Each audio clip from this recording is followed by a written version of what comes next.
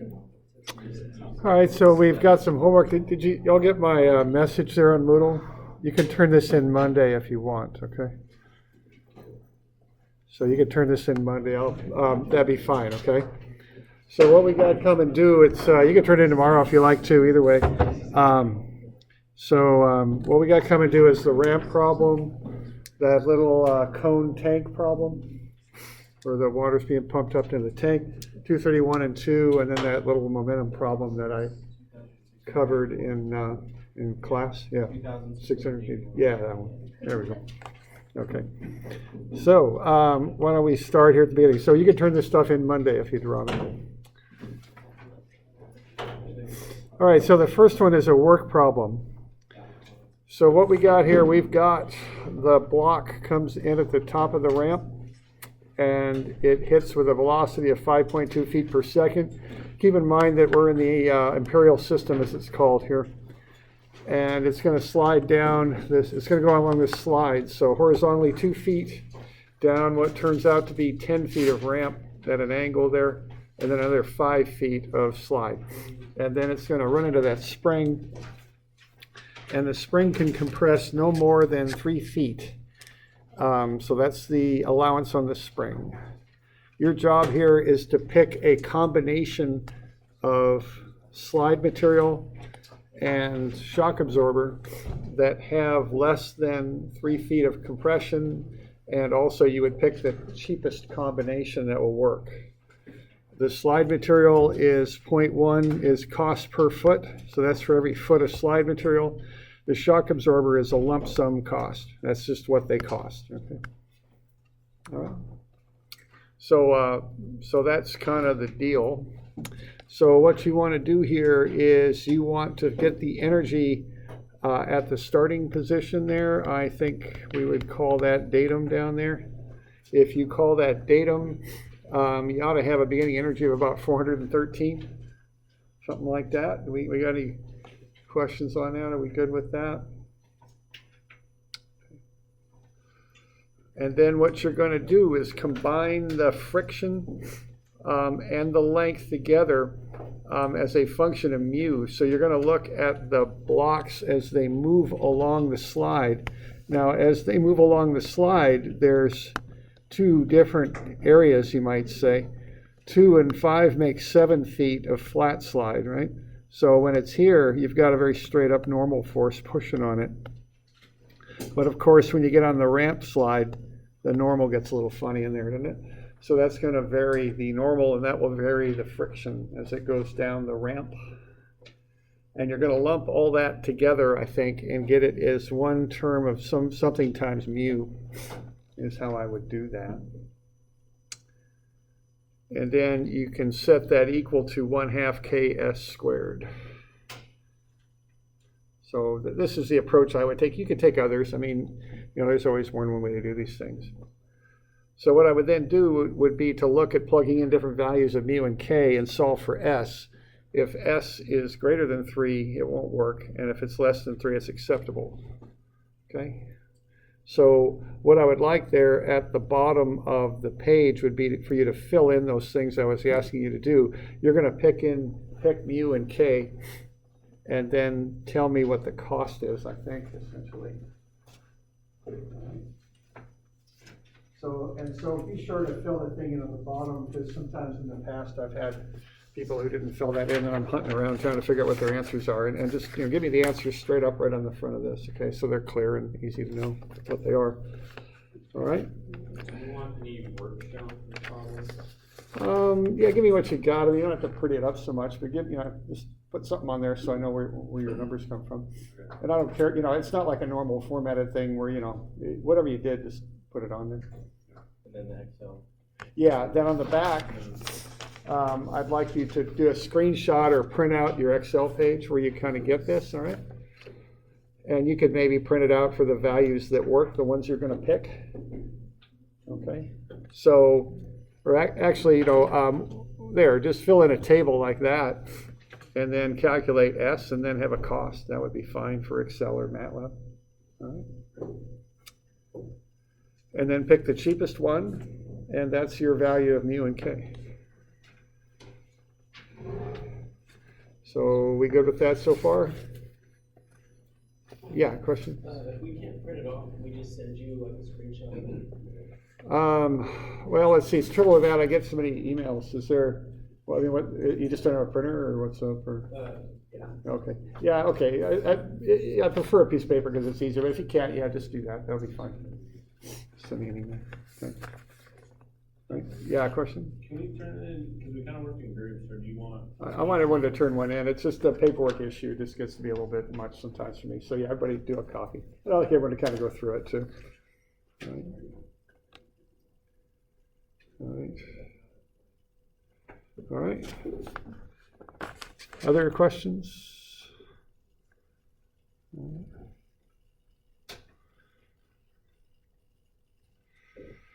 All right, then the last thing here is for the slide that you picked, whatever that is, it's either 0.1 or 0.2, it's one or the other. Figure out how low to set that drop box.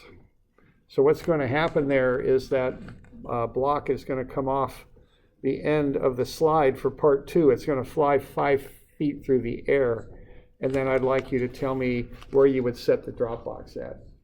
How low? Okay.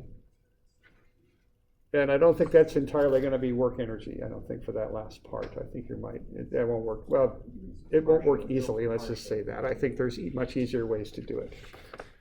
Okay. All right. So we got questions on that? All right. So, okay. So that's that one there. Anyone has a copy of that, or anybody need one? I might have one or two left. I'm not sure.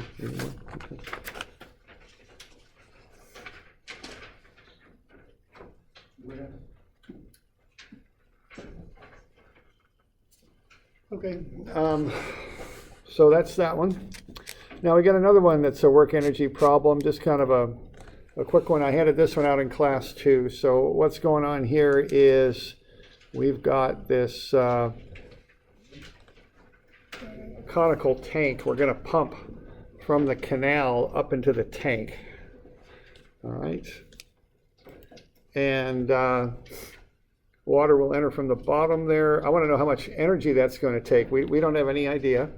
So what I would like you to do is to get your best shot at how much energy it will take to pump water into that conical tank and fill it. Now, keep in mind, this is kind of a work energy thing again. There is not one specific height for that tank, so you're going to have to kind of figure out how to work around that.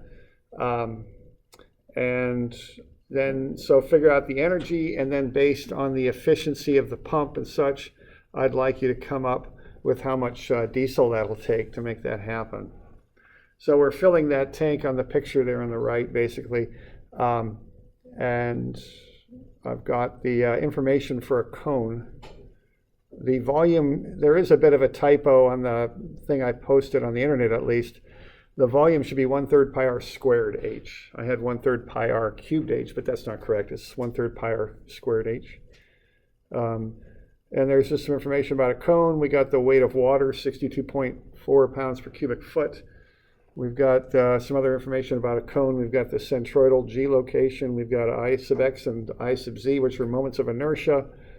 I give you the energy content of diesel and the efficiency of the motor and the pump. So do we got any questions on that?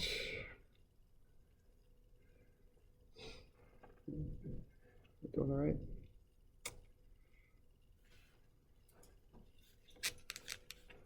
All right. Okay, so that one's due tomorrow or Monday. That one, once you get the idea, that's a pretty quick calculation. There's not a whole lot to it, but you do have to kind of understand the concept and apply it. Okay.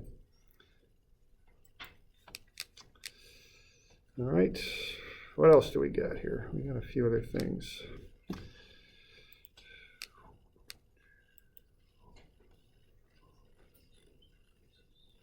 Yeah, this is another one, isn't it? Yeah, 231.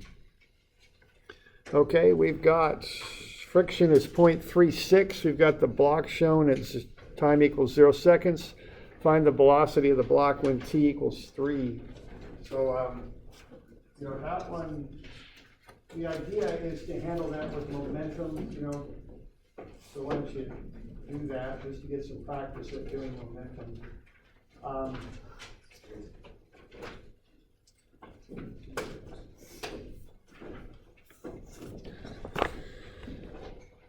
All right, what you want to do, you want to go through the drill and find the force of friction. That's going to be impulse is what that's going to be. So this force right here is used to calculate the impulse. All right, so that's the force of friction. And this one's pretty straight up. You just, there's more than just that force that goes into the impulse. So that's the force of friction, but there's some other forces that go into the impulse. You're going to want to find the total impulse, and then based on that, add it to the initial momentum and come up with the final momentum. Divide the mass out, you'll get the velocity. Anything with that going on? That one's pretty straight up, I think. I don't know. Are there questions on that? Let's get the net force down the ramp. So Ft, this is F net down the ramp is what it is.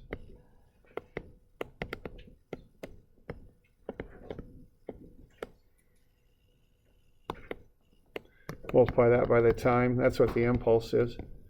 This stuff's a little different than work energy because work energy, you take the weight component and put it into potential energy. So you don't really deal with that with work, at least in the way we approach it.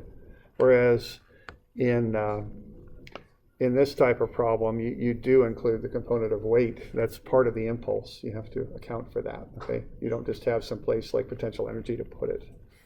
All right.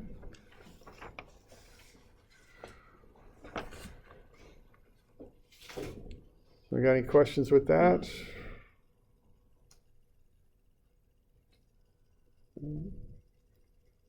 Okay. All right. Okay, now this one, the kind of the thing with this is we're doing a little bit of impulse. We've got this force exerts 0.4 pounds of force, this wind over here. But the thing with this one to kind of grasp is that momentum is a vector, and you have to handle it that way. Okay, remember, work energy is not. Work energy is just a quantity of energy is what it is. You don't really vectorize work energy, but momentum you do. So you have to handle momentum like a vector. So what you're going to do with this is you're going to look at the x direction, okay? And you're going to have mv1 plus f times time. It's a constant force, so we don't need to integrate that, and that'll be mv2, all right? And so you're going to have to, and that's for the x direction. So based on that, you're going to find v2x, okay? And what v2x is 6.44. Okay, and then v2y doesn't change because the thing isn't being pushed on in the y direction. It just keeps going at 5 feet per second, okay? So you're going to get that, basically. All right, so when you handle this stuff, you don't mix the x's and y's. They don't mix, okay? You handle them separately. It's kind of like those trajectory problems in a way, in that regard. So, and so you just go ahead and find the two and then use vectors and combine them together to get the total velocity.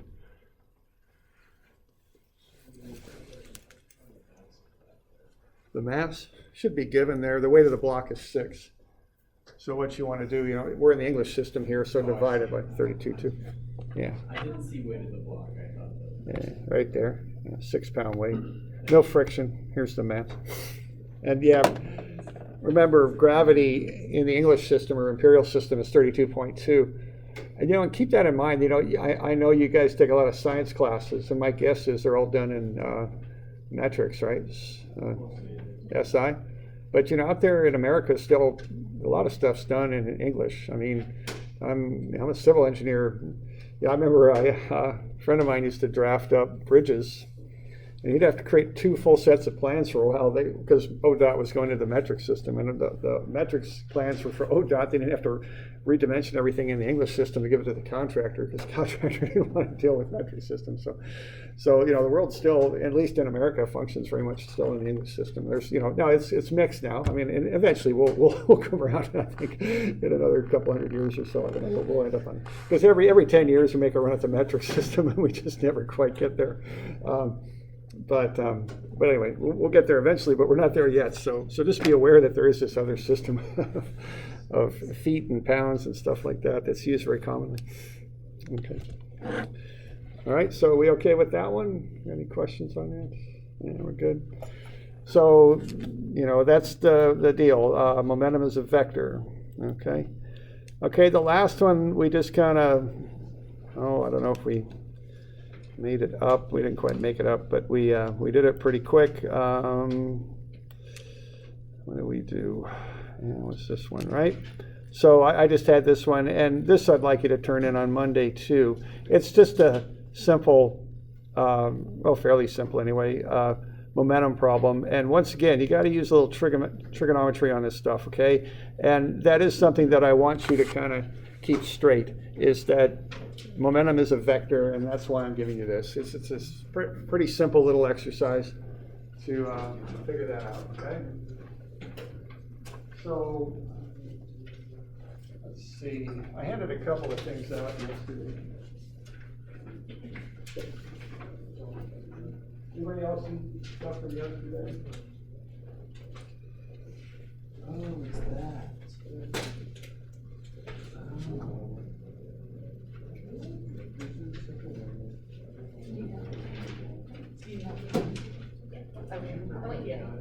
Pretty good?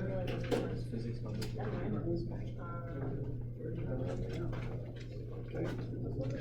All right, I don't, if you got questions on this, I'll take them, but it's pretty straight up. And, if you want to know if you got the right answer, just ask your friends, Hopefully y'all get the same answer, it being the same problem. Okay. All right, so we good with that? So this stuff, you can turn it in Friday or Monday, either one is fine. Okay. Whatever suits you, it's fine. Okay. All right. I've got some other grading to do right now, so I probably wouldn't get to it over the weekend anyway, this stuff, so you can turn it in Monday if you like. All right. Let's see. Well, we'll keep going with momentum then, I guess. So that's pretty much what to do, either Friday or Monday. Yeah, questions? So all the homework that was due, I was pushed to Monday. Right, yeah, just either Friday or Monday, right. Okay. And I sent a Moodle message out about that yesterday. Okay. All right. So yeah, there's nothing due tomorrow. You can turn it in if you like, but you can turn it in Monday if you'd prefer. It's up to you. Okay. All right, let's look at another kind of momentum here. And this will be angular momentum.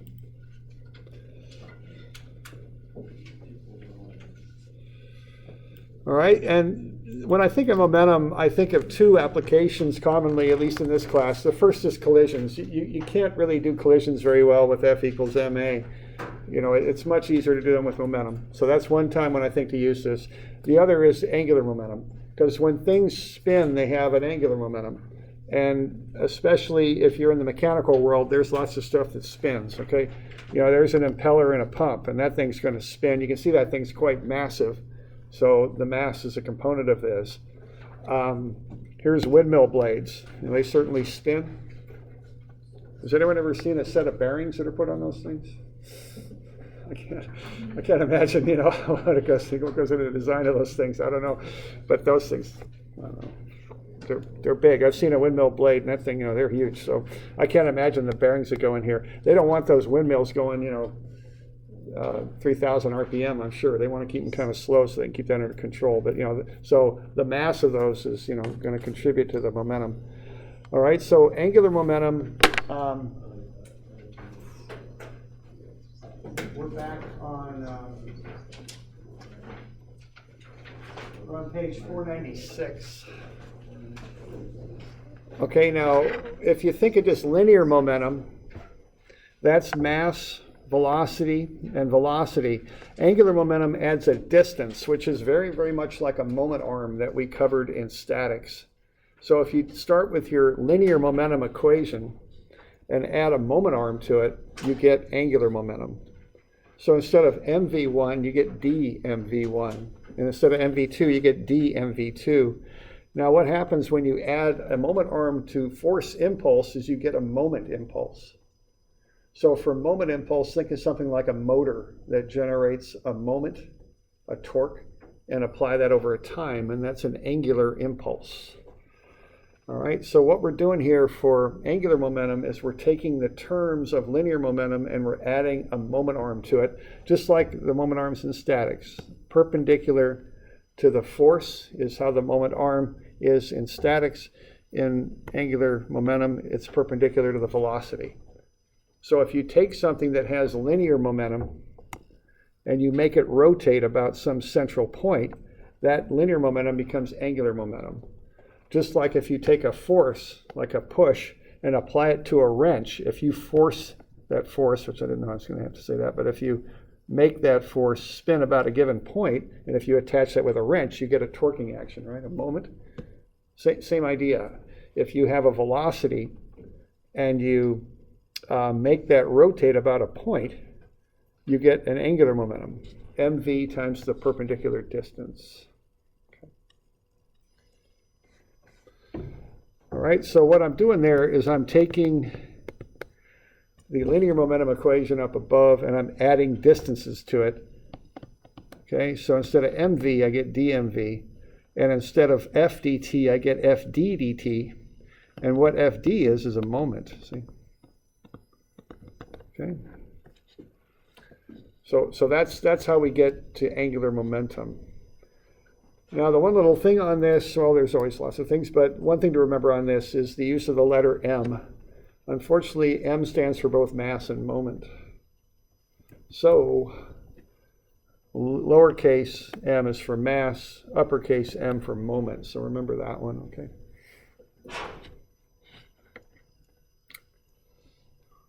All right, here's a few examples. Okay, what we got here, we're playing a little foosball here. We've got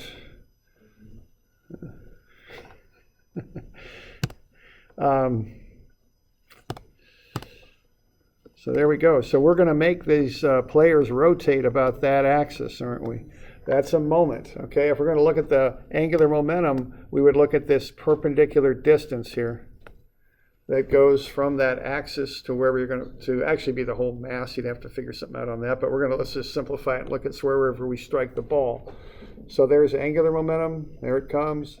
Now when it hits the ball is not constrained. The ball doesn't rotate about the axis. So the ball has linear momentum. So there's a transition from angular to linear momentum. Okay. I got a number of examples on this. For some reason, I don't know why I did all these, but I did at some point over the years. Okay, ever played this game? It's kind of like foosball, but it's a little bit more interesting. It's hockey. Okay, if you got a good quality one of these, it's pretty good. Takes a while to get skillful at this, but anyway, you spin about the central axis there. So that hockey player is going to come around and hit the puck, and we're looking at DMV now, right? The D would be measured perpendicular to the axis, right there. So that would be D. And then as soon as the puck's hit, it's no longer constrained to rotate about that axis. So now we just got MV, okay? Momentum, okay? All right. There's a dog. There's a cat. All right. Usual relationship between dogs and cats, right? The cats are evil. The dogs want to get the cats. The dog runs that way. As dogs do, the dog gets excited, right? We've got the dog leashed to a tree. Oh no, what happens to this poor dog? I've just about got that cat, and then I get to the end of the leash. And what happens to the motion of the dog? We've got MV, while the dog is happy and chasing the cat. And then the dog gets a dose of reality with the leash. And what happens? We introduce a term of distance. Okay, we force the dog to rotate about the tree. And then the dog has angular momentum. Okay, so we're making that conversion from linear momentum to angular momentum. Right? So there's just a few examples of that. So one way to think about this is, linear momentum just kind of happens if you've got an object moving in a straight line. You have to force it into angular momentum. Again, because you're going to make it rotate, you've got to have some sort of force that pulls it in towards the center of an object. So if I take this weight and just drop it, that's just linear momentum, right? It's just going down. That's about it, okay?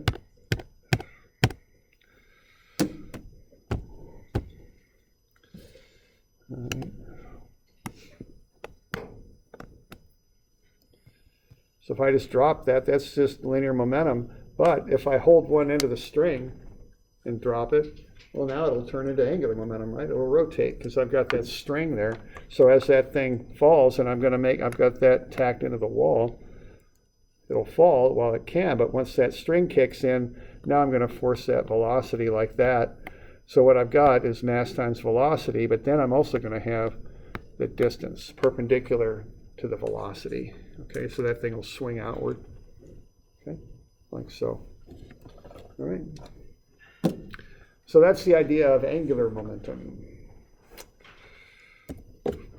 So we good with that? We got any questions? Yeah, question.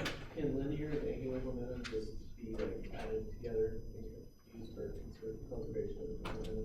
No, it's one or the other. You got to treat them as one or the other because the units on them don't match. Now you can convert one into the other if, in some of those instances I was just showing you, you make something rotate. But the two separate things can't be put together. All right.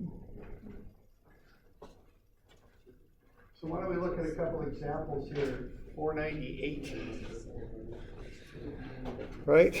Probably the most common thing that introduces moment to a system would be a motor. So if you've got a motor, that can create a torque. Another word for a torque is a moment, okay? So let's say this motor applies a torque of 2t Newton meters, so that's going to vary with time. And let's say we've got these two 8-kilogram masses on a bracket there. The bracket has minimal weight, so we'll ignore it. So we're going to look at, if this thing starts from rest, what the angular speed will be after 5 seconds, okay? We're going to assume that bracket is very light. Now, that's a variable moment, so we're going to have to integrate that, okay? Because it's changing all the time. It isn't just f or moment times time. It's a little different than that, okay? So what are we going to do? We're going to throw our angular momentum equation at it. So the sum of dmv1 plus the sum of the integral of mdt, the moment times the change in time. So that would be 2t, which is the moment times dt. We'll integrate that from 0 to t. And that's going to equal the dm and then the final velocity. Now notice, even though this is angular momentum, that is linear velocity. That would be measured in this case in meters per second, okay? That goes into the angular momentum term. And that can be a point of confusion sometimes, so let's call that out, okay? That's linear velocity in meters per second. Now, notice also that the distance is the moment arm, this perpendicular distance, because as this thing spins, the velocities are going to go like that. So that distance right there is perpendicular. I want to put that in there as a meter distance. I want to stay in standard units here, kilogram, meter, and newtons, okay? That way everything matches. All right, so I'm going to apply the torque, and then that whole thing's going to start to spin, is what's going to happen here. And then it's just a matter of working through that antiderivative there to get the integral, and then solving for v, all right? So that'll be the next little thing there. So the integral of 2t dt is t squared, and I'll evaluate that from 0 to t, and 0.7 times 2, because there's two masses. The masses are 8 kilograms each. They both have the same moment arm, so I can do that. And then I've got the unknown velocity. So t squared is 11.2 v2. And then I plug in the time of 5 seconds. So that's 25 is 11.2 v2. So v2 is 2.23 meters per second.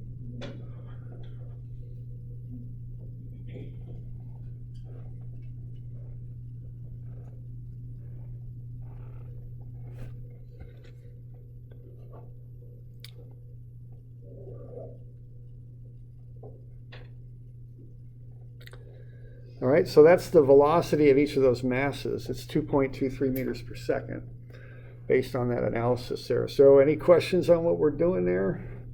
We're integrating the moment with respect to time. And we got two masses, so we double the mass up. They have the same moment arm. Unknown velocity. All right.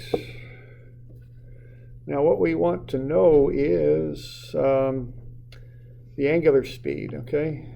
That's the linear speed. We want the angular, okay? So in the terminology that we're using here, the velocity is r theta dot. Now, in physics, you probably said that the velocity was omega times r. Theta dot and omega are the same thing, right? They're just two words for the same, two symbols for the same thing. Okay, so v is r theta dot. I got v, I got r. I can find theta dot, 3.19 radians per second. Okay.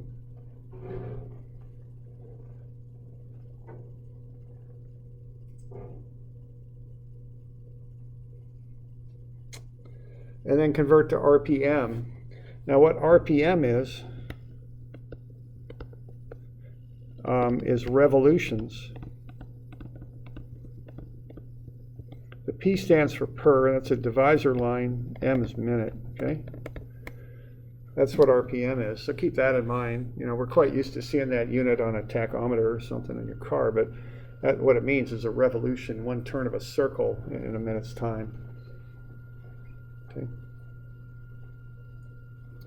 So we just would convert the radians to revolutions, 2 pi radians in a revolution, and 60 seconds in a minute. That'll get you into RPM, okay? So it's a little bit more than 10 times the radian per second measure. When you're just doing a straight up formula, you get radians per second out. When you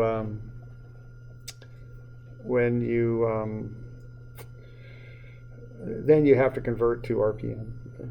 So the native unit for these basic dynamics types equations are just radians per second.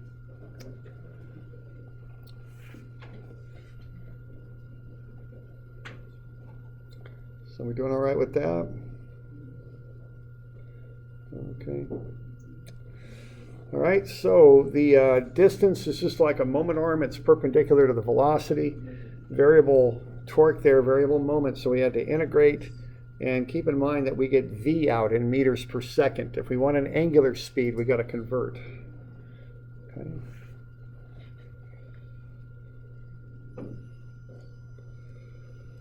All right.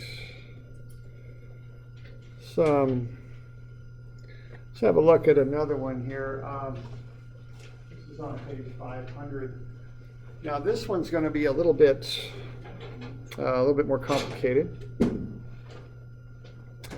So let's say we've got a coin and we're going to put it in, or a marble or something like that, and we're going to put it in a cone, and it's going to swing on around like that and come on down the cone, that conical shape. We're going to assume no friction here. Let's find the speed of the coin when it's in that second position shown. Okay.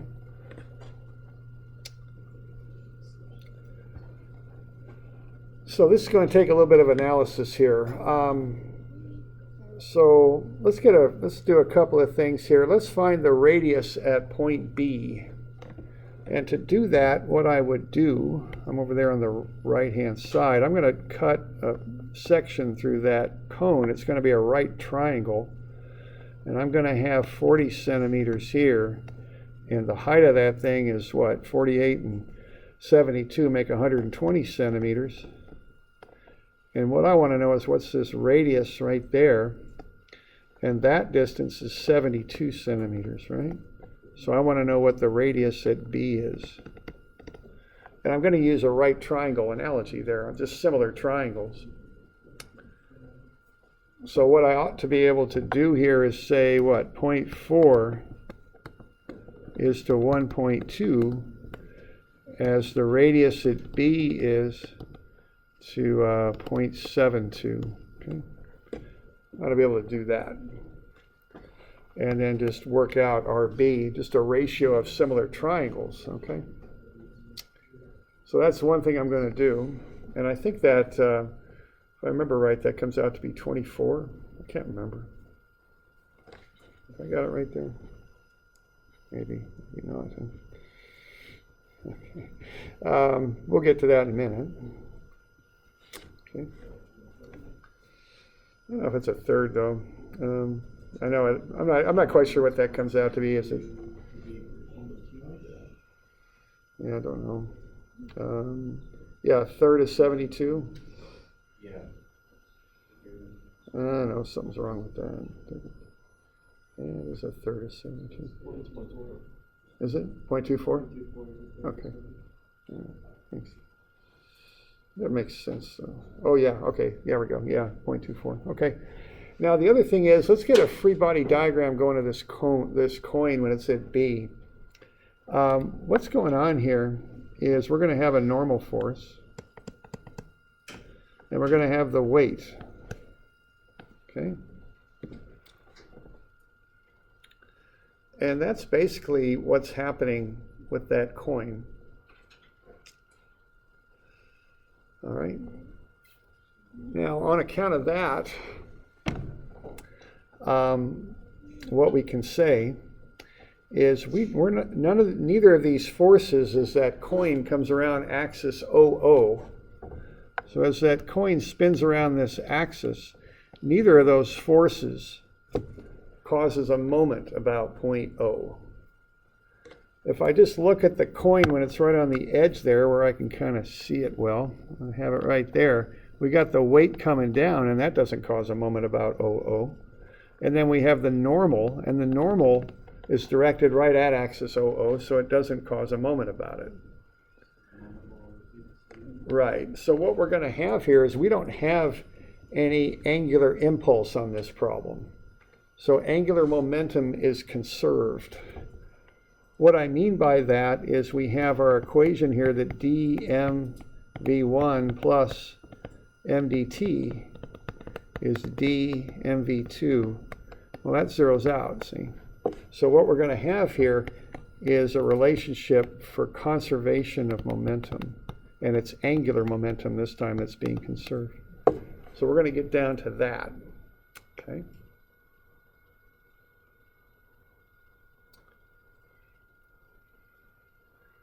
And the reason is neither of those forces cause a moment about axis OO. The normal force is directed right through the axis.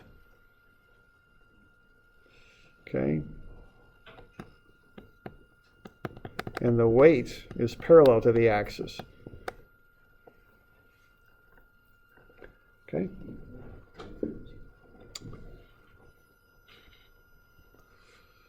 So we all right with that? All right. So we've got a couple of things there. We've got the radius at B is 0.24, and we're going to have conservation of angular momentum. So what we can then do is look at one other thing here, and that is that the normal force is perpendicular to all the motion. As that coin, what that coin is doing is two things simultaneously. What it's doing is it's rolling down the ramp, and it's also coming out of the ramp, which is hard for me to draw. But those two motions are at right angles as that thing works its way around the cone. So what I have here is what I'll call V drop as it goes down the cone, and then I've got V, I'll call it transverse. Okay? Well, the normal force is perpendicular to both of those motions. So there isn't any work being done here either, okay? So two things are going on here.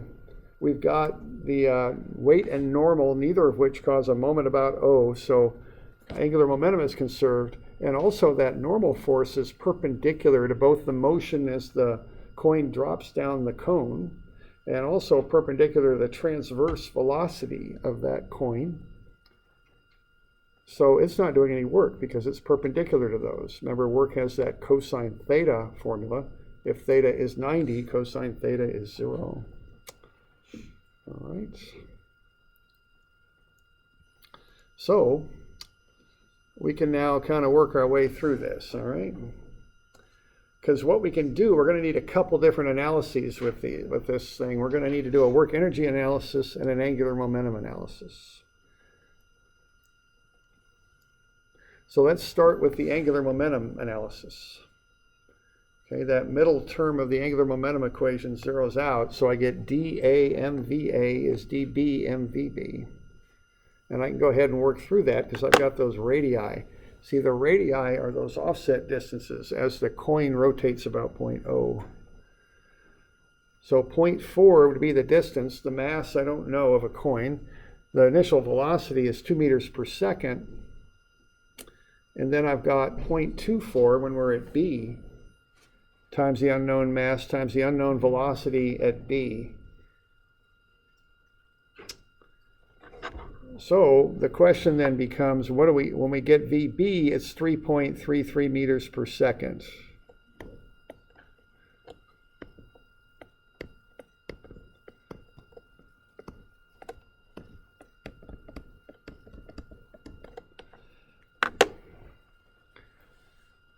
Now we found a velocity. What kind of velocity do we got there? You think? Total, transverse, or the dropping velocity as it goes down the ramp? That's transverse. Yeah, I think that's pretty good because this is the one that responds to that rotational motion. That's the velocity that's going to correspond to the angular momentum analysis, okay? It's transverse, and there's kind of a sketch that maybe shows as clearly as I can why it is the transverse. The thing comes in going that way at 2 meters per second. It then works its way around in a top view looking down on the cone. The transverse is the type of velocity that we just analyzed for. So we know that that's 3.33 meters per second. Okay. So we good with that? We got any questions on that bit?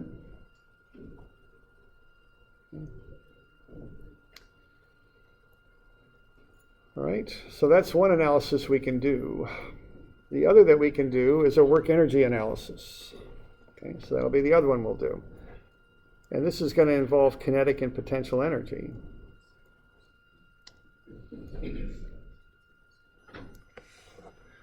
So if I do my whole work energy equation there, potential energy A plus spring energy A plus kinetic energy A plus work is potential energy B plus spring energy B plus kinetic energy B. Now I don't got no springs. I have no springs, so the two spring energies zero out. As I just mentioned earlier, there's no work being done. And I can just call datum down at position B. So that PEB will go away. So if I take the potential energy at A and add in the kinetic energy at A, that should end up equaling the kinetic energy at B. Okay. So I can work through that and then from there back into the velocity.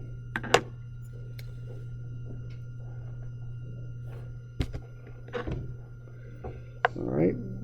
Now the mass is an unknown, but I can work through that because the weight is the mass times gravity, 9.81, times the height above datum, 0.48 meters. So that's all standard units. Plus the kinetic energy, 1/2 mv squared, is the final kinetic energy, 1/2 mvb squared.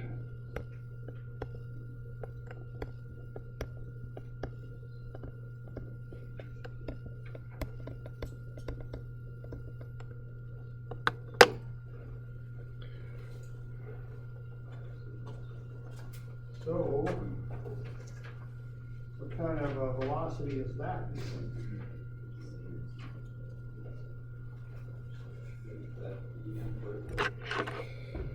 All right. It looks like, I know that the up and down motion is something you'd think about with work energy, but what did I say about work energy? It's what? It's a magnitude?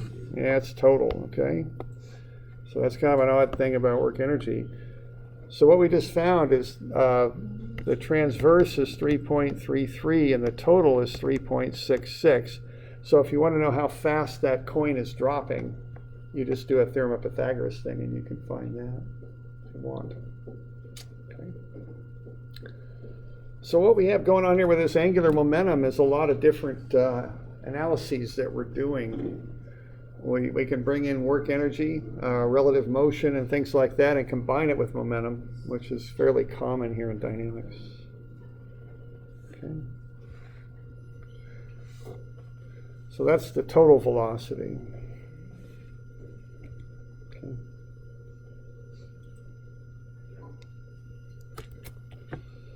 All right, so if you want to find the drop velocity, what you do, you take the total and take away the transverse, because they're at right angles to one another, and then take a square root, and that will get you the speed at which the thing is dropping when it should be.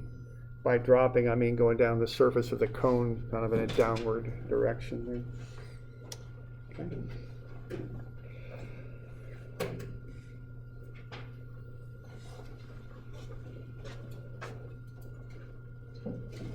So that's a bit on angular momentum there. You got any questions on that? Okay, why don't I get you a few of these for next week?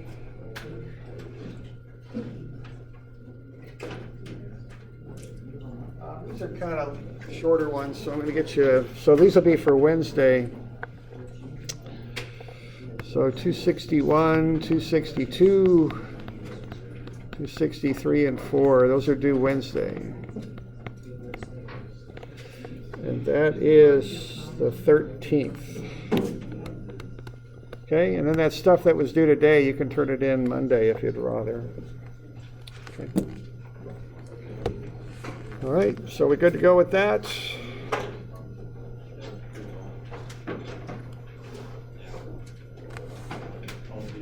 You got it?